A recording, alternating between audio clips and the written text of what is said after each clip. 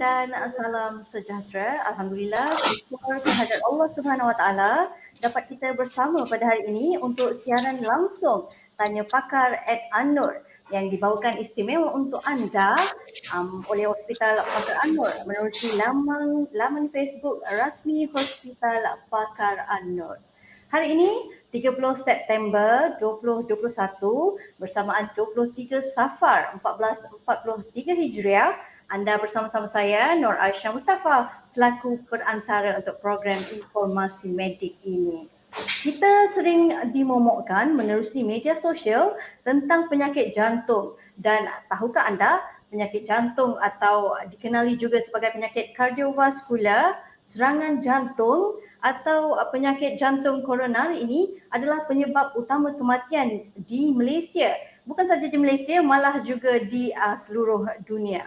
Seperti yang kita semua maklum, semalam 29 September 2021, seluruh dunia meraihkan Hari Jantung Sedunia dengan tema yang diketengahkan pada tahun ini, Use Heart to Connect.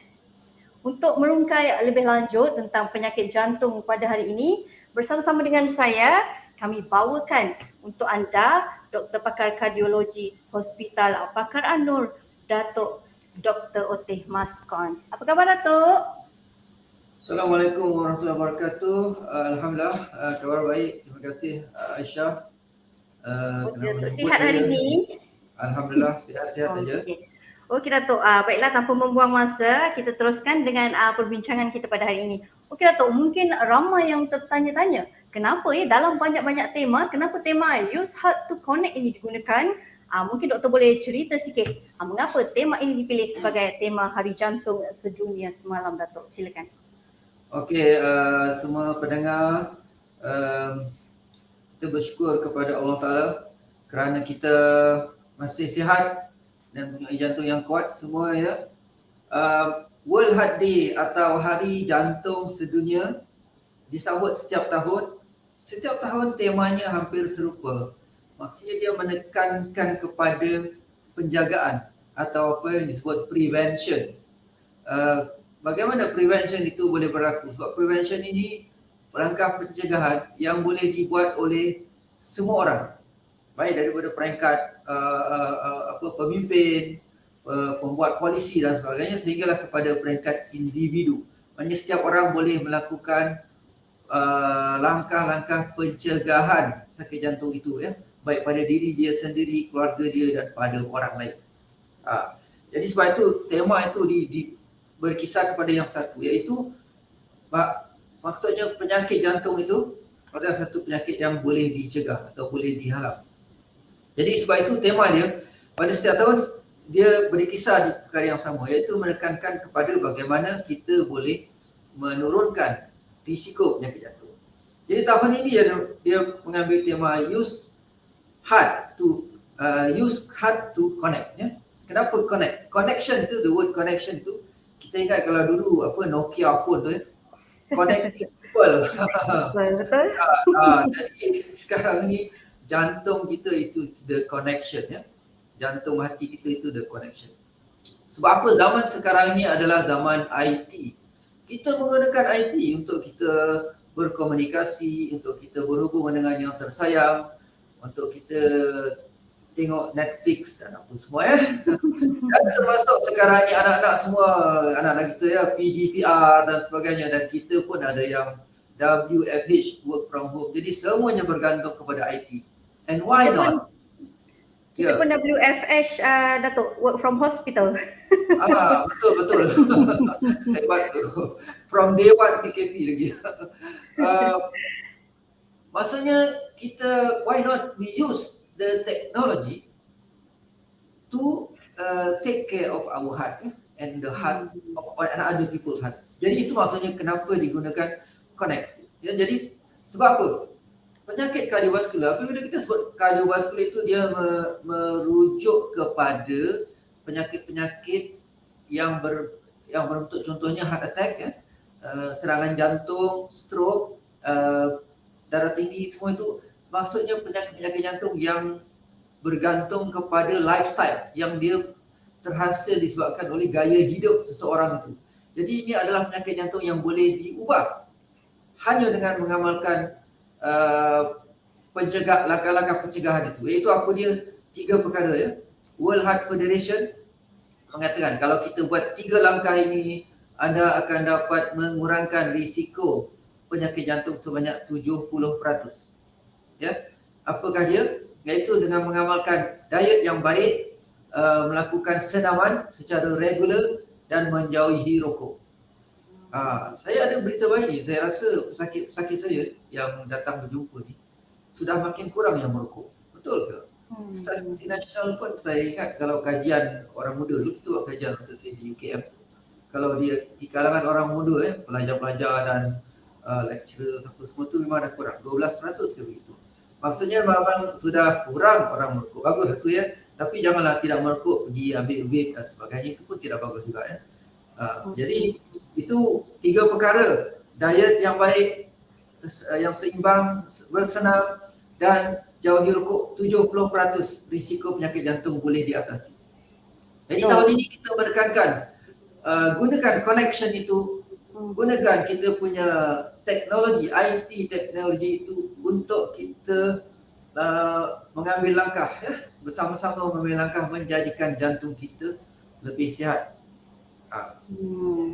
Okey Datuk, mungkin penyakit jantung ni sebenarnya dah orang kata macam sebahagian daripada masalah gaya hidup. Mungkin Datuk boleh rungkai sikit. Betul ke penyakit jantung ni sebenarnya adalah gaya hidup zaman moden ni? Okey, mungkin kita boleh tengok slide. Saya tak ingat nombor aku tu. Seorang pengkaji yang bernama Profesor Salim Yusof. Mungkin slide nombor 2 ya. Cuba tengok slide nombor 2. Iaitu dia mengatakan dia telah buat kajian kepada pesakit-pesakit yang mendapat heart attack, serangan jantung, dan juga seterusnya selepas itu kepada pesakit-pesakit yang mendapat stroke. Kajian pertama tu untuk pesakit jantung dipanggil Interheart ya. Interheart, dan kajian yang kedua untuk pesakit-pesakit yang mendapat stroke dipanggil interstroke macam itu. Dan apa yang dia dapati bahawa faktor-faktor risiko yang dikaitkan dengan kedua-dua penyakit ini adalah lebih kurang sama ya. Lebih kurang sama. Ada tak slide dia tu bawah yang graf tu ya. Iaitu yang kita kenali. Ya, contohnya kencing manis, diabetes, hypertension, darah tinggi, merokok. Itu 3 perkara besar ya. Dan juga abdominal obesity, maksudnya kegemukan yang berlebihan, dan juga psychosocial. Faktor-faktor psychosocial juga penting ya. Selain daripada itu, pengambilan sayur-sayuran dan buah-buahan, dan juga daily exercise maksudnya senaman. Itu semua adalah termasuk dalam perkara-perkara yang boleh gaya hidup ya. Satu lagi of course kolesterol, itu dia termasuk juga dalam 9 daripada faktor yang dikaji. Jadi semua faktor-faktor ini adalah faktor yang menyumbang kepada seseorang itu mendapat sakit jantung dan stroke. Kalau kita sebut tadi di Malaysia ini, sakit jantung campur stroke memang number 1 all the time. Maksudnya kalau dua-dua dicampur tu dalam 22% to 25% penyebab kematian ya. Memanglah penyebab kematian nombor 1. Kenapa disebutkan? Sebab semua faktor-faktor risiko tadi adalah faktor risiko yang boleh diubah ya. Kalau kita kata, saya memang dah ditakdirkan dah dapat sakit jantung. Kenapa? Sebab ayah, mak saya dapat sakit jantung daripada muda-muda lagi. Okay. Tetapi sebenarnya memang ada kajian pun kata, betul lah tu. Kalau ada sejarah keluarga, tetapi sebenarnya orang yang ada sejarah keluarga, yang ada genetik pun, sekiranya dia menjaga faktor-faktor risiko dia itu dengan baik, maka dia masih lagi dapat mengurangkan, paling kurang mengurangkan risiko sakit jantung yang teruk ya. Janganlah sudah ada faktor risiko dalam keluarga yang sakit jantung, pada usia muda tapi dia masih relax lagi, lepak, boleh merokok dan tidak menjaga kesihatannya, tidak bersenam ataupun tidak menjaga pemakanan dan sebagainya. Jadi itu cari masalah. Maksudnya perkara-perkara yang kita sebut faktor risiko tadi adalah perkara yang boleh diubah dengan kita mengubah gaya hidup kita hanya dengan 3 perkara utama itu, iaitu pastikanlah makan yang seimbang, makan yang elok. Ramai pesakit tanya, doktor saya dah dapat sakit jantung ni, nak makan apa kan? Doktor, kita boleh nasihat pesakit untuk makan nasihat ni tapi panjang lecturenya. Saya kata tak apa, you semua boleh buka sahaja website KKM ni, saya promo KKM, bagus, dia banyak buat kerja. So you look at my health, myhealth.gov.my. Dalam itu ada semua. Anda boleh search kolesterol, apakah makanan elok untuk orang yang ada kolesterol tinggi. Serangan jantung atau heart attack, apakah makanan yang elok untuk orang serangan jantung, atau apakah dia langkah-langkah yang perlu dibuat oleh orang yang ada dapat serangan jantung. Juga mengenai ubat-ubatan, semua ada dalam situ. Jadi boleh itu cara kita menggunakan connect tadi, IT, itu juga IT. Jadi sekarang mudah sikit. Kalau nak cakap tu nanti balik pun dah lupa.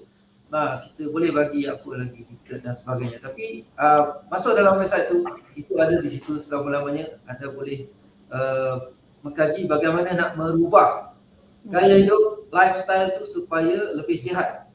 Sebab jantung kita ni hari ini dia sihat ya. Hari ini dia baik. Ini dia faktor-faktor risiko tu.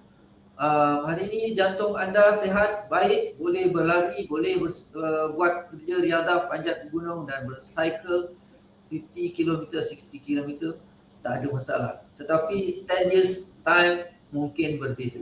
Jadi penjagaan jantung itu satu yang berterusan. Kalau hari ini dah check, doktor dah bagi clear ya, tidak bermaksud akan clear seumur hidup. You have to take care of your heart all the time.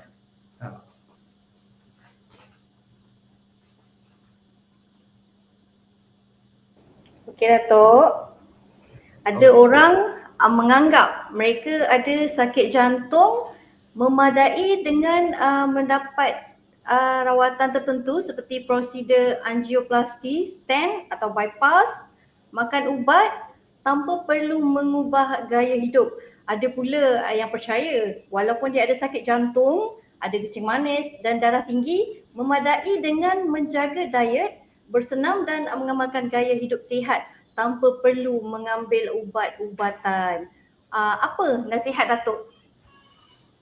Jadi untuk kedua-dua golongan ni kita perlu ada balance ya.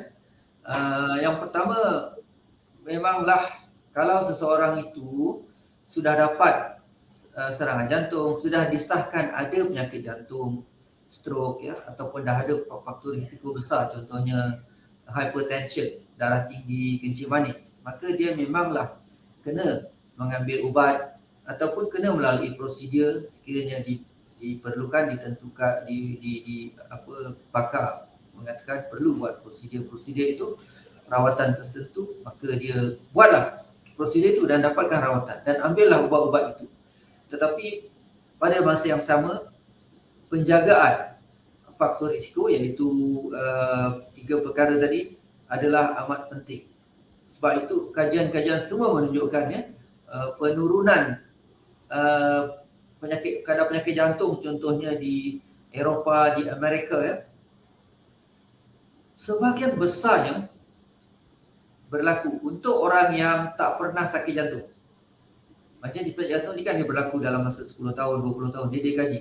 Kalau orang tidak pernah ada sakit jantung dan dalam masa 10 tahun atau 20 tahun lagi dia akan mendapat penyakit jantung, maka apakah yang mengurangkan risiko dia? Apa disebut sebagai primary prevention, iaitu orang yang tak pernah dapat sakit jantung. Maka untuk orang-orang ini, keutamaan dia adalah melakukan langkah-langkah pencegahan. Maksudnya dari segi pengambilan ubat tu mungkin kurang utama. Maksudnya dia tidak perlu menjaga kolesterol tinggi sedikit sahaja, tak perlu ambil ubat. Tekanan darah belum sampai kepada yang hypertension, tetapi sudah dekat. Dia hanya perlu mengamalkan gaya hidup ya, kurangkan garam, bersenam dan sebagainya. Jadi untuk perkara itu, ya betul. Jadi untuk primary prevention, pencegahan primer, memang kita perlu menurunkan risiko, mengamalkan gaya hidup sihat. Tetapi untuk pesakit yang sudah ada sakit jantung, dalam kajian itu menunjukkan bahawa semua prosedur rawatan dan ubat-ubatan ini menyumbang besar untuk mengurangkan risiko berulangnya sakit jantung itu. Jadi itu yang kita perlu faham. Maksudnya secara mudahnya, ikutlah nasihat pakar. Jangan ikut nasihat Google sahaja. Google ni dia beri nasihat yang betul, tapi kita nak dapat nasihat yang betul tu kita kena tahu Google mana satu kan. Jadi kita sudah ada, maksudnya pakar yang telah pun biayai oleh negara kita untuk belajar dan mendapat kepakaran dalam bidang dia, maka kita pergilah kepada pakar-pakar ini untuk mendapatkan nasihat dan rawatan, maka kita ikutlah ya yang sebaik. Jadi sebab memang benar laki saya ada mempunyai sikap macam itu dia, doktor sudah nasihat kan, dia ambil lah ubat banyak ni dan ada sekian-sekian dia senarai dia, tapi nanti bulan depan datang kenapa punya kolesterol, tekanan darah ni nampak naik balik terus ya. Dulu sudah elok. Jadi sebenarnya mungkin dia sudah hilang motivasi. Yang menghairankan, kadang-kadang dia berlaku, bukan kita kata kalau orang tu biasa-biasa kan, mungkin dia kurang membaca, kurang biasa itu tak knowledge dari segi medical knowledge ke biasa kan, tak tahu sangat. Mungkin boleh excuse lah, saya tak tahu sangat lah pasal kena ambil ubat kolesterol ni seumur hidup contohnya, itu excuse je tau. Tapi sebenarnya yang meninggalkan ubat ni ramai juga orang yang bijak-bijak yang sebenarnya minta maaf, bukan nak mengata yang profesor, yang datuk-datuk apa semua ini pun biasa tak, kenapa tak ambil? Saya ingat saya dah sihat lah doktor, macam itu kan. Jadi kita ni semua sama, kita manusia kan, kita manusia. Sebab tu kenapa orang kena COVID ni, sebab dia kena bersosial kan. Sebab sosial tu memang dah normal dia kan, tapi kita tak susah nak ikut macam normal di baru tu. Jadi maksudnya macam itulah kita, sebab bila sudah satu masa kita rasa dah sihat, saya boleh relax sikit lah, tak ambil ubat tu kan. Jadi itu satu benda yang rupanya kita tak sedar. Attitude itu adalah satu yang berbahaya. Dan kadang-kadang mungkin ada orang yang buat begitu kerana dia rasa sudah lose hope lah. Saya punya jantung dah macam ni, doktor dah bagi saya ubat 3-4 macam je,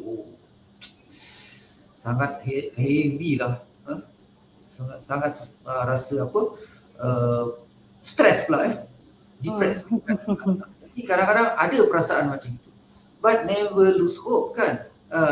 Nabi pun pesan tidak ada penyakit yang tidak boleh dirawati. Allah turunkan penyakit dan Allah turunkan juga, hantarkan juga rawatan dia, hantarkan juga pencegahan dan remedy dia, penawar dia. Jadi kita tidak boleh berputus asa, wajib. Okey Datuk, saya nak mencelah Datuk kata doktor Google dan segalanya tadi. Macam sekarang ni semua di hujung jari, bagaimana pula pendapat doktor dengan Datuk dengan mereka yang menggantikan ubat-ubatan ni dengan ubat-ubatan Google, contohnya buat sendiri, makan jamu dan sebagainya Datuk. Macam mana pula yang tu Datuk? Okey. Ini masalahnya, sebab bila kita ada connection ni tadi, kita dah ada teknologi IT ni, kita boleh menggunakan either way lah, whichever way we want. Jadi itu yang masalah. Jadi kita kena, untuk kita mendapatkan maklumat itu pun kita perlu ada ilmu, dan kita perlu apa yang saya sebut tu, consult lah orang yang ada authority, orang yang ada ilmu. Jadi kalau tidak, kita akan sesat, kita akan shock sendiri ya. Kita mungkin akan berkesudahan, kita spend banyak duit sebab tu, doktor saya memang banyak like what you mention ya, Aisyah, apa nama pesakit doktor saya, doktor dah bagi apa-apa ubat-ubat semua ni bagus, tapi ada tak suplemen ke apa benda saya kena ambil lagi kan, dia kena nak juga benda tu. Tak tahu lah tak tahu sebab apa, tapi dia rasa mesti kalau ada sikit tu mesti kena ambil benda-benda tu. Tapi Nak ambil berhati-hati, satu berhati. Yang kedua, janganlah bila ambil tu sampai tinggalkan ubat contohnya. Ataupun mungkin yang ambil benda-benda tu kadang-kadang dia ada bahaya. Then you have to know what you are taking. Jadi sebenarnya saya beritahu simple je kepada pesakit. Doktor, boleh tak saya ambil benda ni? Saya kata, saya merawat pesakit bergantung kepada garis panduan rawatan ini. Setiap penyakit itu ada garis panduan. Jadi saya beri yang begini, saya minta pesakit buat begini dan begini. Ya, itu yang kita daripada ilmu, sains dia. Yang selebih daripada itu mungkin kita tidak tahu ataupun belum terbukti. Jadi kenapa kita nak buat sesuatu yang belum dibuktikan? Dalam sains sekarang, dalam kaedah rawatan kita mengambil apa kita kata evidence base ya, evidence base. Sebab itu kalau kita kata kalau dalam COVID ni ramai orang tu kita nak pakai ivermectin. Tapi kita KKM kata dan DG kata tak selamat. Tidak ada bukti, ya, tidak terbukti lagi. Jadi kita kena faham. Bukannya kita kata nak pakai itu bergantung kepada siapa, tetapi mestilah sudah dibuktikan dia berkesan dan selamat. Jadi begitu sama juga dalam kita mengambil suplemen dan sebagainya. Yang penting kita ambil ubat-ubat yang telah pun disahkan. Ada kebaikan dia dan juga ambil langkah-langkah pencegahan tadi. InsyaAllah kita dapat menjaga jantung dengan baik. Okey Datuk, boleh ceritakan tak sepanjang Datuk menjadi pakar kardiologi ni, apa bentuk-bentuk ujian atau siasatan untuk mengesan penyakit jantung pada seseorang atau untuk menyaring seseorang itu berisiko untuk mendapat sakit jantung, dan apa beza antara prosedur ujian dan prosedur rawatan, contohnya dari segi alatan, teknologi? Silakan Datuk. Okey, alhamdulillah kalau di Hospital An-Nur ni kita mempunyai banyak maksudnya dari segi kemudahan facilities untuk kita melakukan ujian dan prosedur untuk merawat pesakit. Tapi apa yang penting, di mana sahaja anda berada, di situ memang ada ketikanya anda memerlukan ya melalui ujian-ujian atau saringan untuk mengesan penyakit jantung atau mengesan risiko penyakit jantung.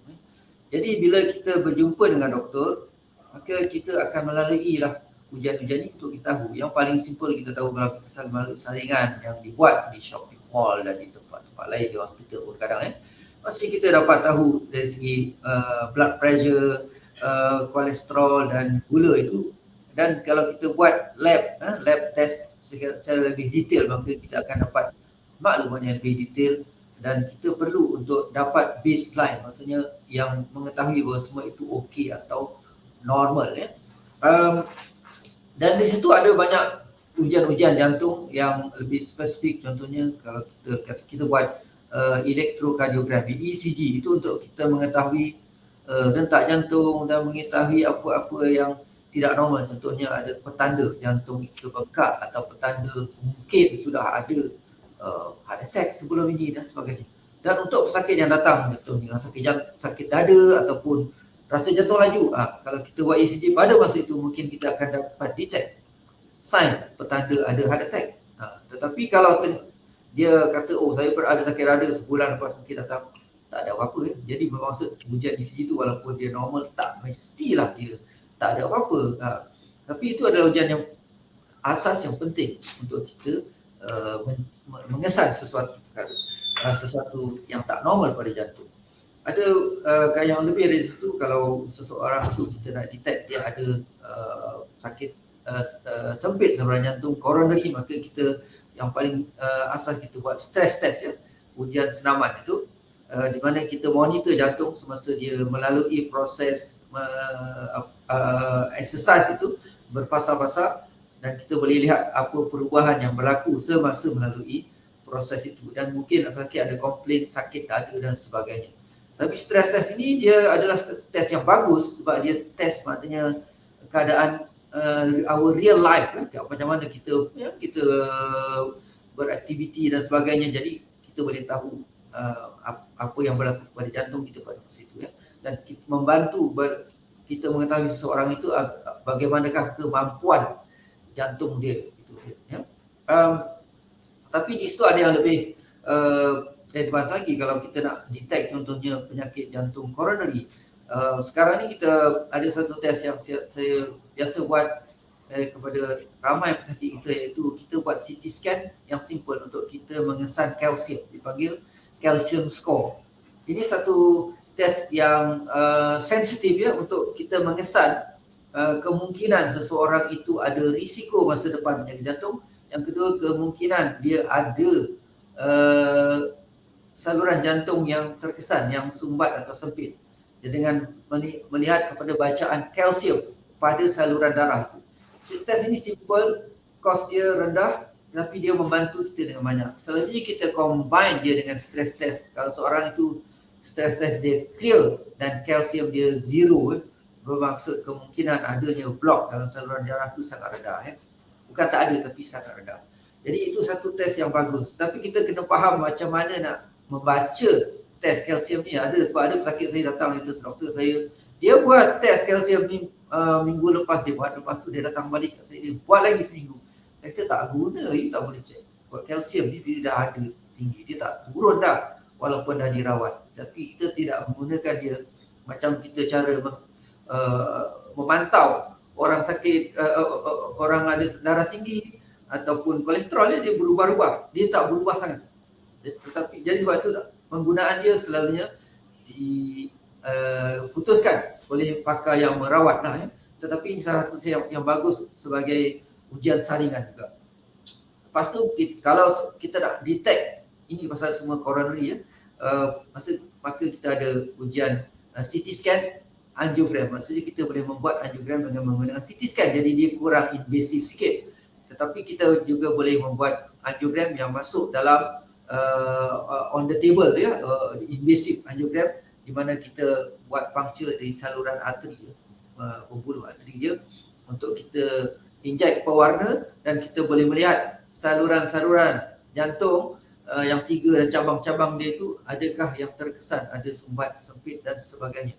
Di mana melalui prosedur itu kita boleh terus proceed untuk rawat dengan prosedur angioplasti, masuk stent, dan ataupun kalau yang lebih teruk lagi mungkin perlu bypass, pembedahan dan sebagainya, maka daripada situ boleh diputuskan melalui ujian ini. Tetapi keperluan kepada ujian-ujian ini adalah berdasarkan kepada keputusan yang awal dan berdasarkan kepada adalah di situ diputuskan oleh pakar. Jadi pesakit mungkin tidak boleh nak request, doktor saya datang nak buat angiogram, tak ada macam tu kan.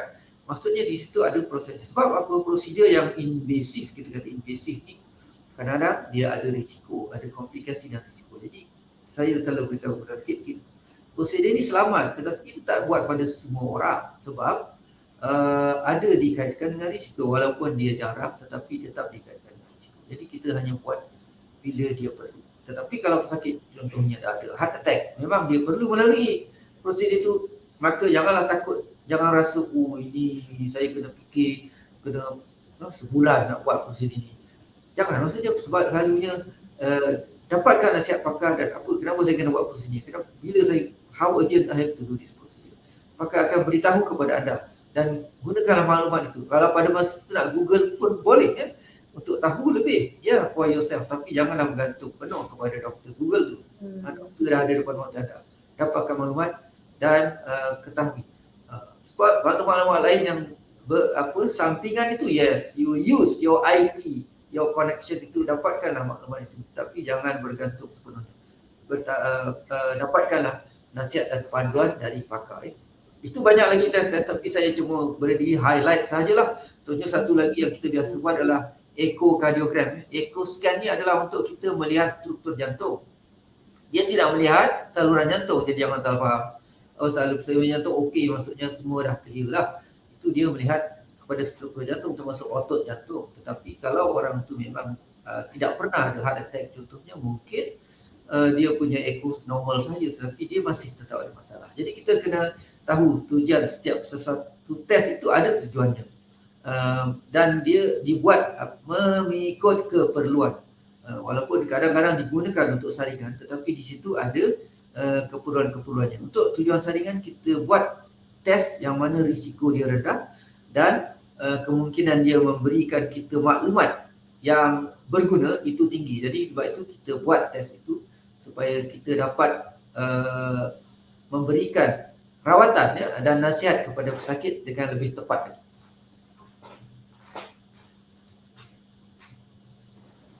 Okey.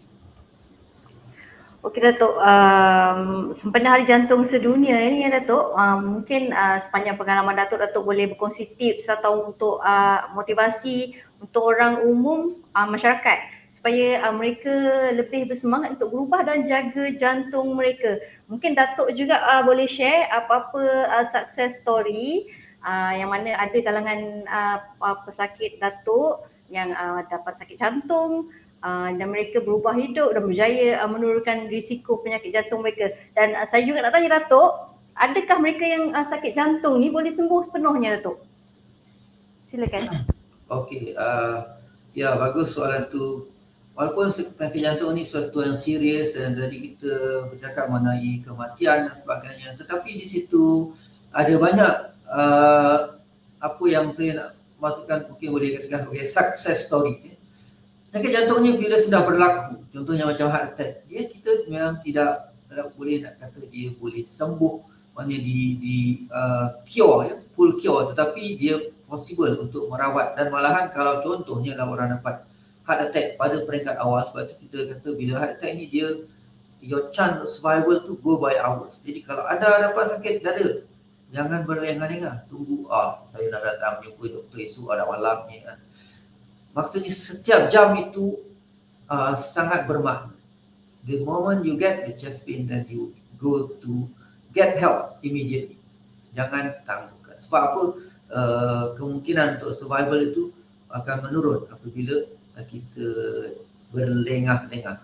Jadi itu yang kita perlu tahu. Penyakit jantung memang once sudah berlaku, dia tidak boleh maknanya dirawat kembali pulih, tetapi maksudnya seseorang itu boleh dapat, maksudnya ada yang orang dapat sakit heart attack tetapi jantung dia boleh maintain normal function lagi dan dia boleh berfungsi hampir sama dengan orang biasa. Itu possible dengan melalui proses-proses rawatan, proses rehabilitasi dan sebagainya, memang boleh. Okey, apa yang saya nak kongsikan, memang ramai pesakit-pesakit saya yang telah dirawat dan alhamdulillah mereka telah melalui perubahan yang begitu baik. Dan ada setengahnya tu kalau kita tengok ujian ataupun kita tengok tekanan darah dia, tengok blood pressure, berat badan dia, kolesterol, gula, macam orang biasa. Maksudnya dah normal normal. Sebab maksudnya kenapa? Sebab kita boleh nampak pesakit. Maksudnya bagaimana dia begitu serius. Saya dah kata you dah ada 3 saluran blok, tapi kita rawat satu je, yang 2 tu tak perlu rawat. Doktor, ya. Jadi apa saya perlu buat? Macam ni. Kita dah beritahu dia langkah-langkah 3 perkara tadi dan juga ubat-ubat yang dia perlu dan juga dari segi nasihat lah, banyak mana aktiviti yang dia boleh buat dan sebagainya ya, permakanan dia macam mana, exercise dia macam mana. Jadi pesakit-pesakit ni bila balik kita boleh nampak perubahan dia. Dia telah mula menurunkan berat badan dia, malah dia boleh share dengan doktor saya buat macam ini, saya dah berkongsi dengan isteri saya macam mana, apa kena buat makanan, dia makan makanan yang berbeza daripada ahli keluarga dia yang lain, yang tidak bergoreng dan sebagainya lah. Sebab dia kata saya kena ada special diet sebab saya sudah berisiko tinggi. Kalau yang orang biasa yang tak ada darah tinggi dan sebagainya, tak ada kencing manis, mungkin diet dia boleh lagi lebih kurang sikit begitu. Ya, secara umumnya mungkin ada betulnya. Jadi dia buat perkara itu dan maknanya kita boleh melihat improvement dan motivasi pesakit ini begitu tinggi ya. Dan dengan sebab itu kita boleh nampak perubahan yang begitu baik. So, contohnya seorang itu dia datang dengan dia punya BMI sampai 30 atau lebih Kalau orang Asia ni dia 27 tu dia disebut sebagai obese. Sebab apa? Kalau kita buat kajian contohnya kita buat di UKM tu masa dulu dan kita compare dengan dalam community memang hampir 50% yang obese atau overweight ya.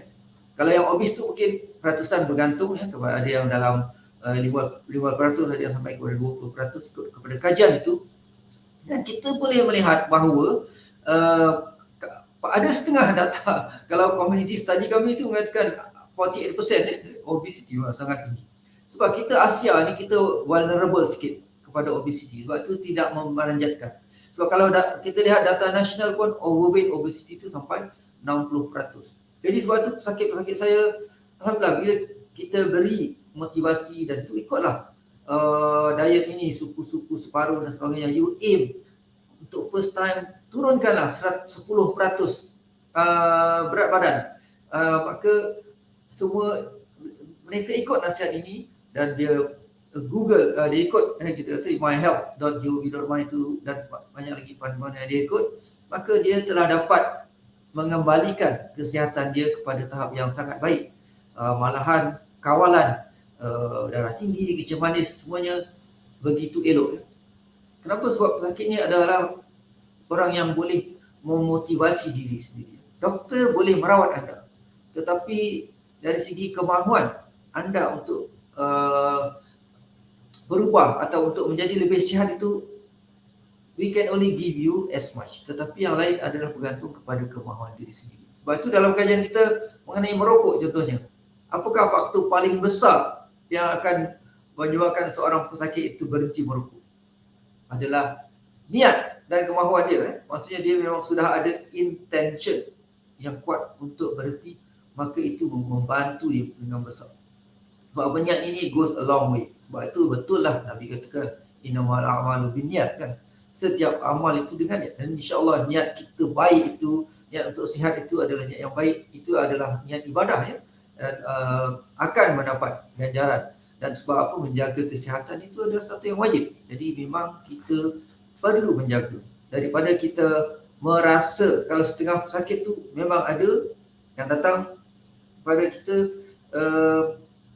apa dia kata, you punya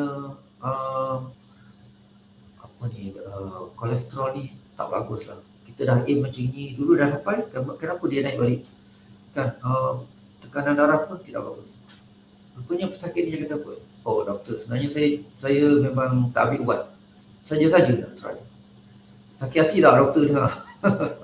Tapi maksudnya itu reality, ada berlaku ya. Ada berlaku. Tapi anda jangan buat begitu. Because if you do that, it is at your own cost ya. Maksudnya atas diri sendiri. Kita jangan mencuba-cuba dalam kesihatan. Sebab apa? Yang pertama, menjaga kesihatan ini adalah wajib ya. Sekarang ni zaman COVID, kalau kita lihat ada tak slide COVID tadi? Zaman COVID ini memberi kita satu kesedaran besar bahawa COVID actually is a heart disease. COVID is a new heart disease. Sebab ramai pesakit-pesakit yang mendapat komplikasi dan yang meninggal disebabkan COVID adalah pesakit yang satu, kalau di Malaysia ni dia mereka muda, ramai yang berusia 40-an, 50-an sudah terkesan. Tadi saya melihat satu berita Menteri Kesihatan kita kata mereka yang di bawah 18, ini just tajuk sampingannya, dia tidak sebut. Orang muda punya ramai yang dapat COVID kan. That's why kita nak bagi vaksin kepada anak-anak yang bawah 18, because bawah 18 berapa ramai tahu tak? 400,000 yang dapat COVID. That's very high, walaupun percentage of death tu very very low, tapi ramai yang dapat jangkitan itu dan tetap ada kematian. Dalam pada itu 67, very low percentage lah, tak sampai 0.1% pun. Tapi itu that's the point. Tapi ramai yang muda berusia banyak 30-an, 40-an ni orang muda yang mana productive age, tetapi mereka ini yang terkesan dengan COVID. Kerana apa? Kerana mereka memiliki faktor-faktor risiko sakit jantung, dan ini juga faktor-faktor risiko yang menyebabkan mereka mendapat komplikasi daripada COVID itu. Kalau kita lihat gambar tadi di Malaysia, yang mendapat, kalau di seluruh dunia yang mendapat komplikasi kematian daripada COVID ini adalah mereka, tengok balik, tunjuk balik slide tadi, adalah mereka yang berumur 80 tahun. Sebelum tu yang tadi yang tadi. Tetapi yang di Malaysia dia bermula pada umur 40-an pun sudah lebih kurang 50% daripada pesakit yang berumur 80-an. Jadi itu satu gejala yang sangat menakutkan kepada kita. Kerana apa? Penyakit COVID itu sendiri, komplikasi penyakit COVID itu banyak berlaku kepada mereka yang mempunyai penyakit jantung atau faktor-faktor risiko penyakit jantung. Yang pertama, number one apa dia? Hypertension. Ya. Tunjuk satu lagi next. Hypertension, ya. Penyakit buah pinggang, kencing manis dan obesity. Ya. Semua itu merupakan faktor risiko yang mendedahkan seorang itu kepada komplikasi COVID yang tinggi. Ya. Dan maknanya dia berlaku juga kepada golongan yang muda, di samping golongan yang berusia. Jadi sebenarnya kalau di Malaysia ni golongan yang terkesan dengan COVID ni adalah golongan yang mempunyai comorbidity. Comorbidity penyakit kardiovaskular itu yang mendedahkan mereka kepada komplikasi kematian dan komplikasi serius daripada COVID. Kalau kita lihat, walaupun usia muda tetapi mereka ini yang ada obesity dan juga yang merokok atau vape. Ya. Ada salah seorang sahabat tu memang dia sempat berpesan, kan sebenarnya dia kata, janganlah kalau anda merokok dan atau vape ini memang sangat kesannya bila dapat COVID sangat serius. Paru-paru anda memang tak ada harapan. Ya. So sebenarnya itu satu message yang very powerful kepada kita. Ya. Sebab apa? Rokok memanglah musuh utama untuk penyakit jantung.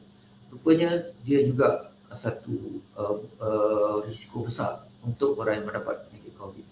Dan juga semua faktor-faktor risiko jantung tadi termasuk obesity yang menyebabkan seseorang itu lebih lagi tinggi risiko dia untuk mendapat komplikasi daripada COVID. Jadi kalau kita lihat figure statistiknya, ya, kematian sampai 300. Sebenarnya di Malaysia, daily death from coronary saja, coronary heart disease is about 50 a day on average. Tetapi kematian daripada COVID ada harinya sampai 300 atau lebih, ya. 500 itu sebab di backdate kan, tapi maknanya on average lah ada sampai banyak tu. That's very serious. Maknanya kematian daripada COVID ni lebih tinggi daripada kematian penyakit jantung. Ini satu perkara yang sangat serius. Jadi antara yang menjadi penyebab adalah kerana tingginya faktor risiko penyakit jantung di Malaysia, malahan di kalangan golongan muda. Jadi let's make this day, World Heart Day ni hari untuk kita mengubah diri kita. Tadi bagi connect with yourself, connect with everybody. Untuk kita merubah diri kita dan orang lain, gunakanlah IT, teknologi kita ni. Tengok kita ada apa? Smartwatch. Oh, cantik. Hari ni berapa langkah dah, Aisyah?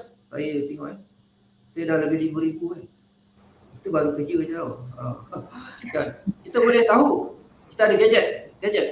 Kalau setengah tu dah boleh tahu blood pressure kan. Betul. Dan SPO pun boleh dah sekarang check. Betul. Memang boleh. Betul. Dan kita boleh guna apps dalam untuk track kita punya diet, ya, exercise pattern, semua dia ada. Apa lagi nak?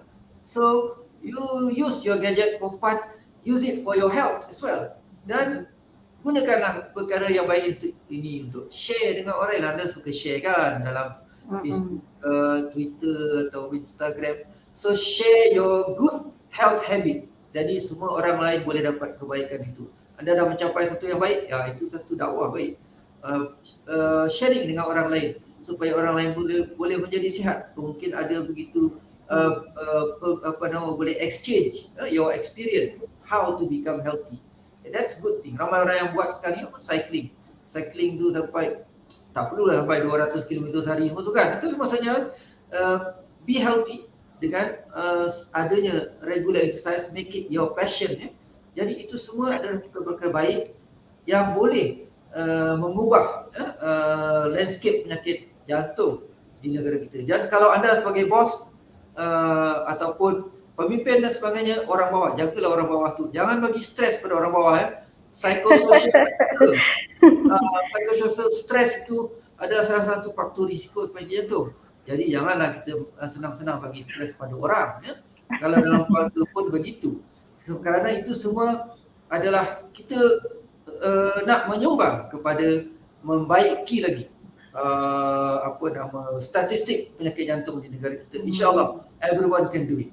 InsyaAllah Datuk. Okey Datuk, masa mencemburui kita sebelum kita berakhir, mungkin ada kata-kata azimat dari Datuk untuk penonton di luar sana, atau ada rangkuman kesimpulan Datuk hasil daripada perbincangan kita pada hari ini Datuk, silakan. Saya sebagai doktor, saya ingat kata-kata ada Chinese proverb kan. Dia tapi saya dah tak apa ingat dia punya full, tapi lebih kurang macam ni kata kan. Siapakah dia the inferior doctor? Inferior doctor ni adalah doktor yang merawat orang yang dah sakit. Ya tak baiknya cakap kan. Tapi maknanya bukan inferior, kata inferior. Siapakah dia the superior doctor? Superior doctor adalah orang yang merawat pesakit, satu penyakit itu sebelum penyakit itu datang. Jadi prevention itu adalah sesuatu yang sangat besar maksudnya. So I as a doctor, I want to be inferior doctor sebab saya merawat orang sakit. Betul, tapi itu kita perlu buat. We have the technology. Tapi I want also to be a superior doctor. And all of you can also be a superior person. InsyaAllah dengan kita mengelakkan, jauhi penyakit jantung itu dengan kita mengambil langkah-langkah awal. Sebab itu saya ada tulis satu e-book. InsyaAllah nanti kita boleh share sesiapa yang nak. Boleh Datuk. Ya. Tajuk dia adalah pemburu assassin. Saya sebutkan assassin itu siapa adalah orang yang assassin itu adalah penyakit jantung itu sendiri, ya. Dia adalah satu yang duduk berdekat dengan kita, sentiasa menunggu-nunggu untuk melancarkan pembunuhan dia itu. That because heart disease is a disease yang boleh membunuh secara tiba-tiba. Jadi sebab itu kita nak menjauhi. Caranya bukan kita lari, tapi kita menjauhi daripada penyakit jantung itu dengan kita mengambil langkah-langkah pencegahan awal. Dan World Heart Day mengingatkan kita, ya, untuk kita mengambil langkah hidup sihat. InsyaAllah kita akan terjauh daripada penyakit jantung. Okey Datuk, sambil-sambil tu saya juga nak kongsikan bersama anda penonton di luar sana, di mana sekiranya anda berminat untuk membuat cardiac screening, pemeriksaan jantung, bolehlah terus lihat di skrin anda, ya, di mana Hospital Pakar Anur menawarkan beberapa jenis screening untuk jantung anda. Jadi sekiranya anda berminat, boleh hubungi talian Anur untuk membuat temu janji, dan anda boleh pilih untuk mendapatkan konsultasi dari pakar kardiologi Hospital Pakar Anur, tak lain dan tak bukan Datuk Dr. Oteh kita. Okey Datuk, nampaknya masa mencemburui kita.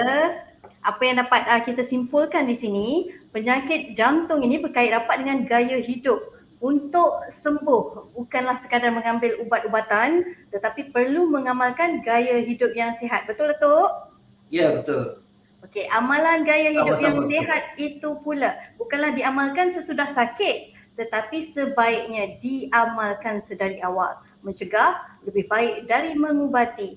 Jadi jika anda sayangkan jantung anda, sayangkan diri anda, jangan bertangguh, amalkan gaya hidup yang sihat serta merta. Selari tema Hari Jantung Sedunia kali ini, Use Heart to Connect, yang bermaksud memberi kehidupan kepada orang lain, juga menjadi peringatan kepada kita untuk menggunakan jantung untuk saling berhubung atau sekurang-kurangnya untuk membantu orang lain atau orang yang kita sayangi dan juga diri sendiri. Nampaknya sampai di sini saja Tanya Pakar @Anur untuk edisi kali ini, sehingga kita bertemu lagi dengan topik medical yang lain pada masa akan datang. Dengan itu saya akhiri Tanya Pakar @Anur hari ini dengan ucapan jutaan terima kasih kepada Datuk Dr. Oteh. Terima kasih Datuk, serta kepada anda semua di luar sana yang meluangkan masa untuk menonton. Akhir kata, jaga diri, jaga jantung, jaga kesihatan. Assalamualaikum dan salam manis untuk anda. Waalaikumsalam.